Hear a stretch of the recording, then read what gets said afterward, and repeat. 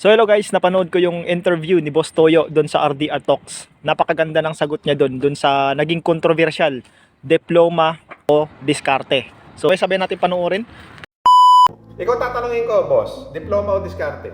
Both. Pero diploma ako, kailangan may diploma ka. Hindi ako naniniwala sa nagsasabing diskarte, mas okay. Natsambahan ka lang na diskarte mo, nagpayaman sa'yo. Tsaka isa pa, huwag mo sasabihin sa akin yan kung pinag-aaral mo anak mo. Sa lahat na nagsasabi ng diskarte, huwag mo pag-aralin anak mo.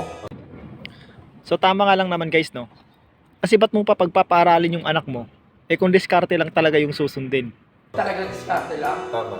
Pinag-aaral mo ba? Correct. Huwag mo na pag-aralin. Kung di mo pa kailangan diploma, nagkasayang lang pala ng oras dyan. Iba yun. Pag meron tanong diploma, tsaka street knowledge, tangin namin, perfect yun. Ang dami kong di alam sa mga nakatapos na alam nila. Eh kung alam ko, hindi na ako mag-hire sa una pa lang. At hindi mo rin ako maluloko kasi alam ko yun. Correct. Maraming gano'n na pag-aaralan sa school na hindi natin alam. So, nag-hire ka nga ng gano'n eh. Kasi nga, as a professional, kaya ka nag-hire ng professional kasi nakapagtapos sila. Ikaw hindi.